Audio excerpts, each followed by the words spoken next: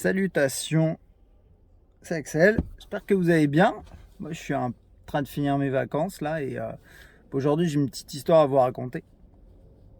Alors, il y a une dizaine de jours, je me suis fait voler ma moto. Alors, vous savez peut-être pas, j'ai une moto. C'est une CBR 500R de 2017 que j'aime beaucoup. Après, je l'ai acheté d'occasion justement pour ce type de cas et surtout si je la faisais tomber ou quoi. Mais voilà. Et je me la suis fait voler il y a une dizaine de jours. Alors, il y a une issue, enfin une conclusion, on va dire, plutôt positive à cette histoire, avec des enseignements intéressants, c'est pour ça que je vais vous en parler, et d'autant que c'est la première fois qu'on me vole un véhicule, je crois, on m'a déjà abîmé ma Mini à l'époque, bande de bâtards, mais là c'est la première fois qu'on me vole un véhicule. Alors je vais vous raconter un peu comment c'est passé, c'est pas une vidéo que j'ai spécialement préparée, il va pas y avoir beaucoup de montage, mais voilà, c'était une anecdote assez intéressante. Il y a une dizaine de jours, c'était un vendredi, je devais d'ailleurs partir en week-end le jour même pour aller passer un petit week-end voir ma mère, et c'est un petit peu pas aidé on va dire, mais c'est normal.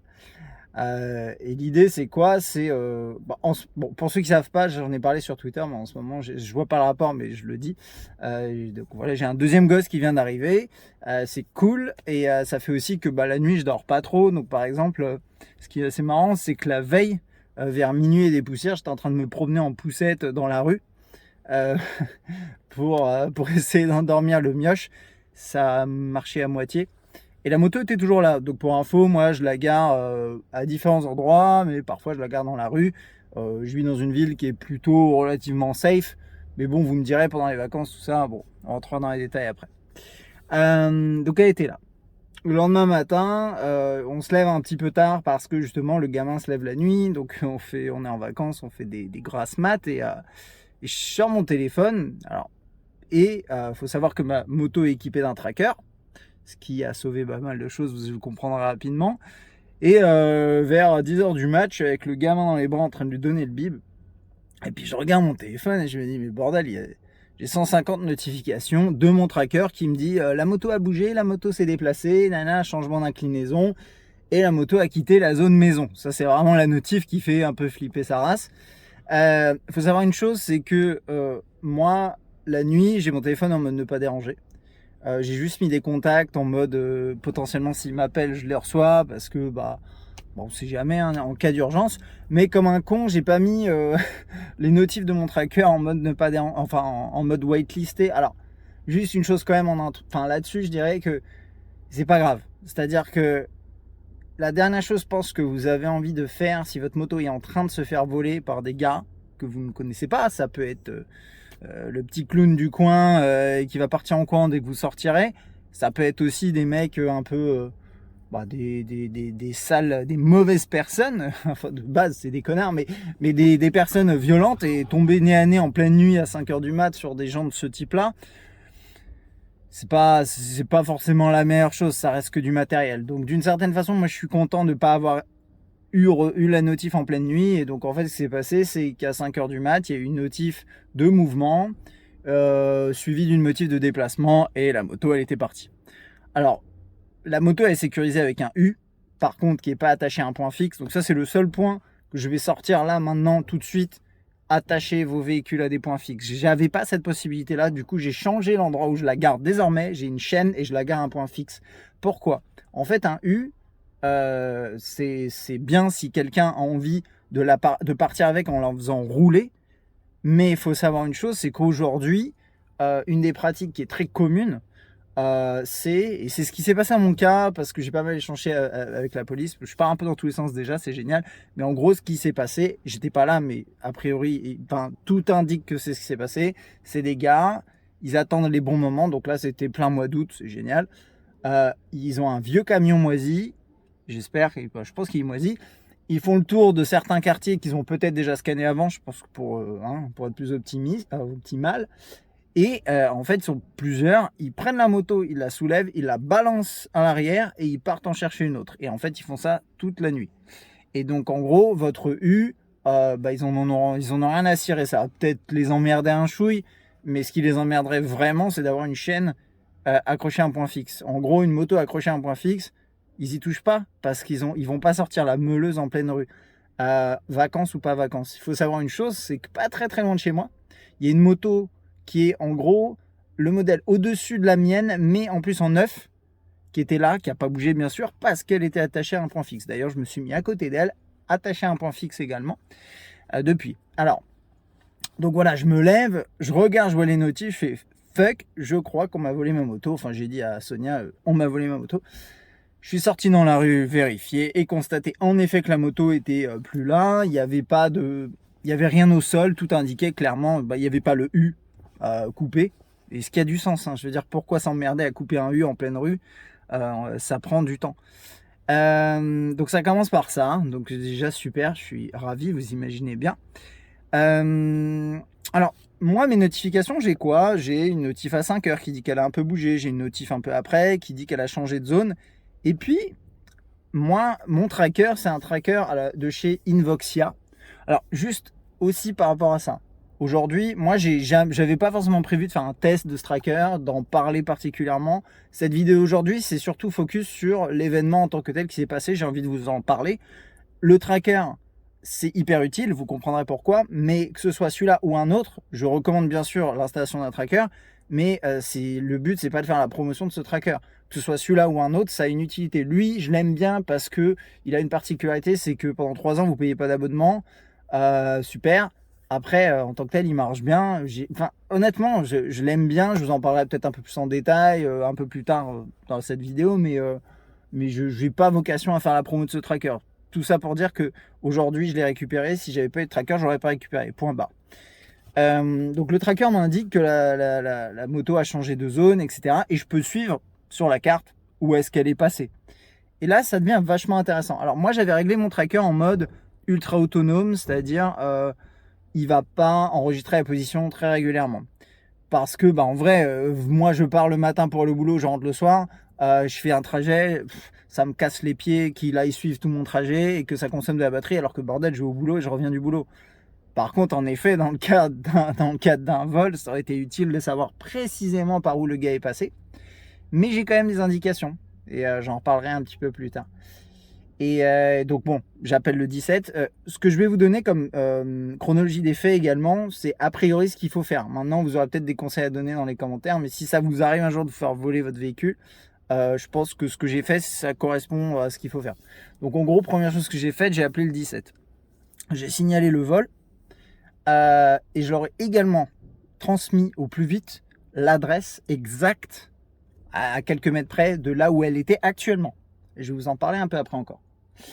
Alors moi je vis en Île-de-France et ma moto, je suis dans l'ouest, dans les Yvelines. Ma moto, elle s'est retrouvée à être déposée vers Saint-Denis dans le 93. Et du coup, la police que j'ai eue au téléphone m'a dit, ok, j'ai l'adresse, j'ai toutes les infos, je vais transmettre ça au commissariat, à leurs collègues de Saint-Denis pour qu'ils aillent checker. Donc ça, en fait, c'était le premier truc, c'était opération, transmission d'infos, je déclare le vol, enfin, je déclare. Au téléphone, ça vaut rien, ça vaut rien. Et voilà. Ensuite, bien sûr, je suis allé au commissariat. Donc j'ai déposé, j'ai déclaré le vol, il te demande plein d'infos.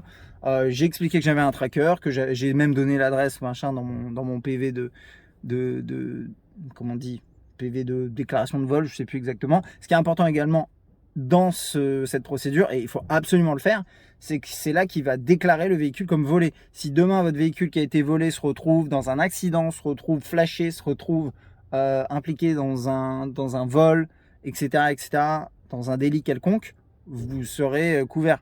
Donc, c'est hyper important. De toute façon, sans ça, il se passe rien derrière. Parce que moi, ce que j'ai fait, bien entendu, c'est que j'ai appelé mon assurance.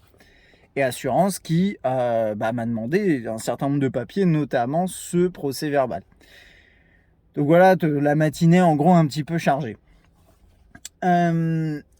Assez plutôt intéressant. Ça, je vous en parlerai après plutôt. Donc voilà, là, c'est toutes les premières choses que j'ai réalisées.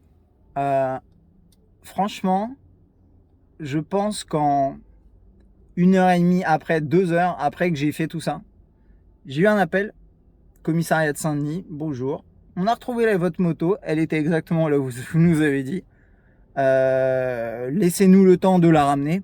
Et ce qui est intéressant, c'est que du coup, à ce moment-là, je vois mon téléphone qui vibre et je vois que la moto, elle bouge. Donc, je comprends qu'elle est en déplacement vers la fourrière de Saint-Denis, qui est un lieu absolument magique. Mais d'abord, fallait passer au commissariat de Saint-Denis pour aller récupérer un papier que je signe qui atteste que je vais bien aller récupérer. Enfin, elle a été retrouvée, c'est un nom particulier, mais là, on n'est pas sur les mots, là, on s'en fout. J'atteste que elle a été retrouvée et que je vais aller la chercher. Donc je suis allé. Donc c'est ça qui est cool, c'est que vous voyez, j'avais vraiment pas prévu de faire ça, hein, de prendre la bagnole, d'avoir la petite de 4 ans, le nouveau-né de 3 semaines, de 2 semaines, avec ma femme bien sûr, à Saint-Denis, aller au commissariat, faire la queue. Bon, ça a été, c'est bien passé. J'ai récupéré le papier. Ensuite, direction la fourrière. Donc il faisait 35 degrés. La fourrière de Saint-Denis, enfin celle là où j'étais en l'occurrence, bon, bah, c'est pas l'endroit le plus enfin c'est pas que c'est pas fréquentable, j'imagine que ça allait pas tant parce que les quartiers souvent des fourrières c'est assez merdique, mais c'est que c'est, enfin t'as pas envie d'être là en fait, il fait chaud, tu dois lâcher 115 balles, donc j'ai lâché 115 balles qui ont été remboursées par l'assurance pour récupérer la moto. Et là on rentre dans un hangar, donc j'ai pris 2 petites photos, je pense que c'est interdit mais je m'en bats les couilles, je vous les montre vite fait.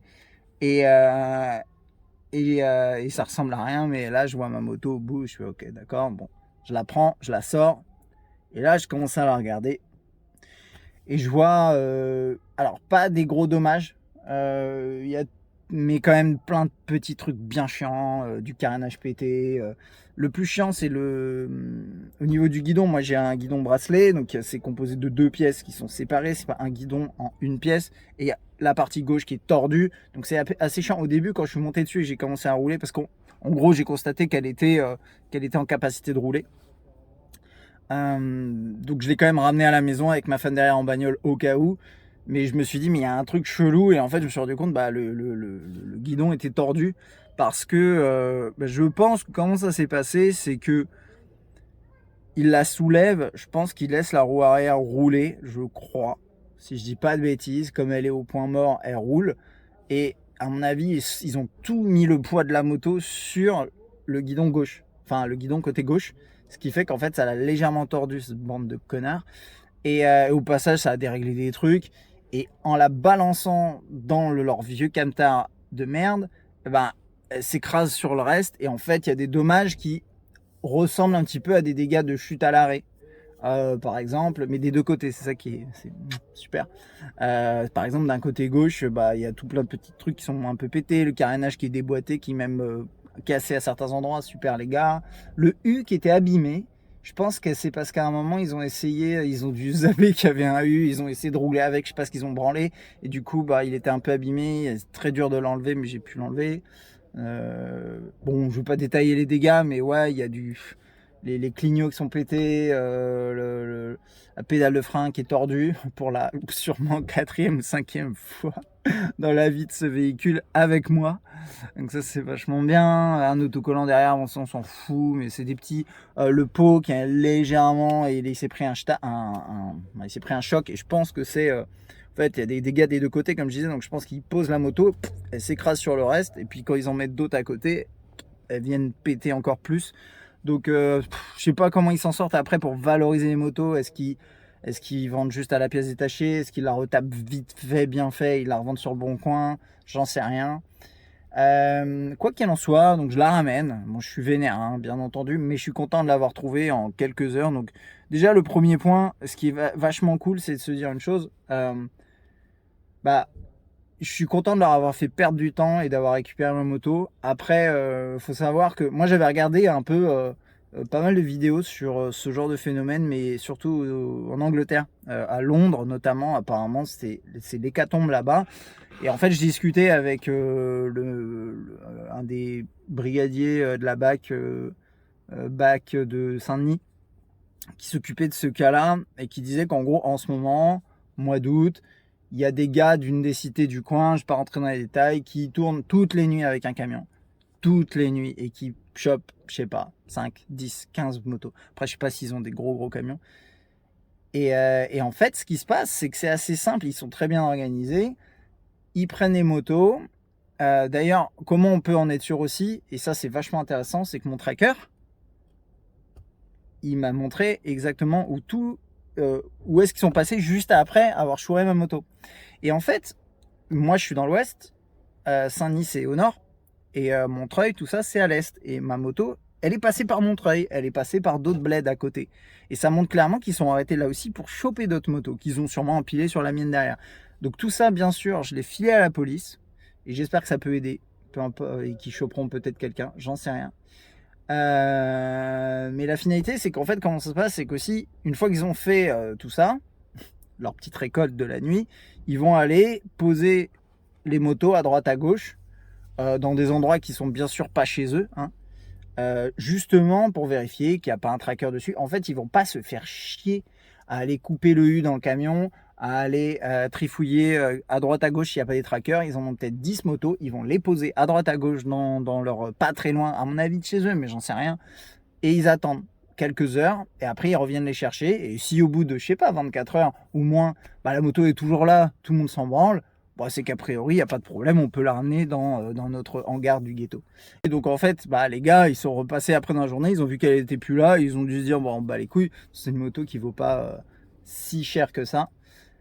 Mais ça leur a fait perdre un peu de temps, donc c'est plutôt pas mal. Et voilà, et moi quand je suis rentré chez moi, là j'ai eu un coup de fil, j'ai pu échanger un max d'infos avec la police. Notamment, j'ai envoyé des captures d'écran de mon tracker. Et je peux vous dire une chose, euh, parce que voilà, pour ceux et celles qui sont motards, ou si vous avez un véhicule que vous voulez protéger de manière générale, après une voiture c'est quand même moins disposé à se faire chourer de cette façon-là, mais au moins les motards, euh, la police ou les gendarmes, ils trouvent ça hyper pratique, n'empêche que vous ayez un tracker. J'imagine que vos assurances aussi, puisque ça évite de rembourser une partie de la valeur du véhicule, là ils vont financer juste les réparations. Euh, et franchement, mettez-le, si vous en avez, mettez-le en mode plus fin, chargez-le plus souvent, c'est pas grave. Mais le jour où vous allez vous la faire voler, si c'est un mode opératoire similaire au mien, vous allez potentiellement pouvoir aider la police. Et, et ça peut aider potentiellement à démanteler des réseaux qui chourent des centaines de véhicules par mois. Et c'est cool quoi. C'est cool. Euh, que dire de plus? Je sais pas, c'est à peu près tout. Là, je l'ai récupérée, donc bon, je suis en vacances, là, elle se repose. Elle n'est pas encore réparée, donc je vais aller au boulot quelques jours comme ça me saoule, mais c'est comme ça. Bon, elle a été expertisée, c'est pas encore finalisé, mais ça devrait se faire, elle va se faire réparer, et ça posera pas de problème. Mais c'est vrai que moi, ce qui me saoule le plus, c'est pas le matériel, c'est de me dire, mais merde, chez moi, en face de chez, pas loin de chez moi, on va dire, dans ma ville, où normalement il n'y a pas de problème, bah, il y a des sacrés enfoirés qui sont passés avec leur vieux camion, qui ont embarqué ma moto, qui ont touché à ma moto. Moi, limite, j'avais envie de désinfecter ma moto quand je l'ai repris. Je suis désolé de le dire, mais c'est la réalité. Parce qu'il y a des types là, des sales types qui l'ont chopé. Et après, en tant que tel, moi, franchement, j'ai été fait à l'idée, ok, on la retrouvera pas. Je m'en rachète une, c'est chiant niveau thune. C'est chiant niveau thune parce qu'on m'aurait pas remboursé du montant de la moto, donc j'aurais dû raligner des billets. Donc bien relou. Mais je m'étais fait à l'idée, c'est que du matériel, mais quand même, c'est chiant. Et si vous êtes financièrement un peu ric-rac, bah, c'est quand même hyper relou. Et même si vous enfin, là, le fait d'avoir trouvé, au final, ça évite ce genre de problématique. Donc voilà, je recommande déjà plusieurs choses. C'est bien sûr attacher votre moto à un point fixe. C'est la base. Moto, scooter, tout ça. Et puis, si vous pouvez vous le permettre, équipez-vous d'un tracker. Donc moi, en l'occurrence, comme je vous disais, c'était Invoxia. Je vous mettrai un lien dans la description.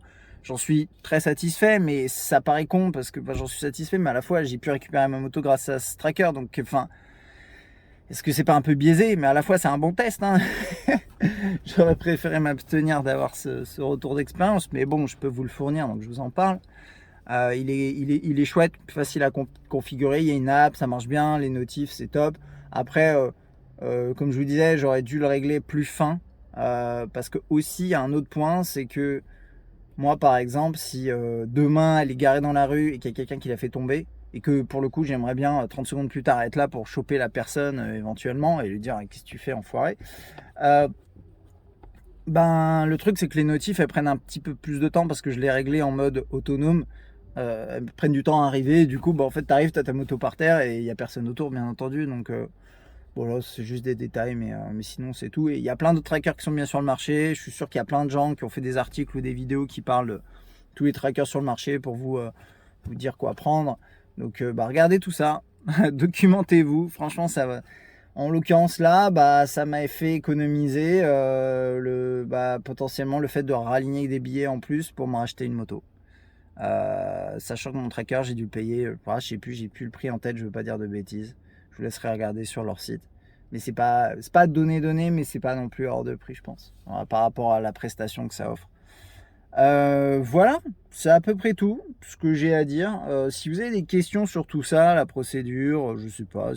Si vous avez des conseils aussi à donner à l'ensemble de la communauté ou des personnes qui ont des motos ou même des vélos qui coûtent un peu cher, qui veulent les sécuriser, n'hésitez pas à laisser un petit commentaire. J'espère que vous allez bien sinon. Puis moi je vous dis à très bientôt. Allez, ciao, bye.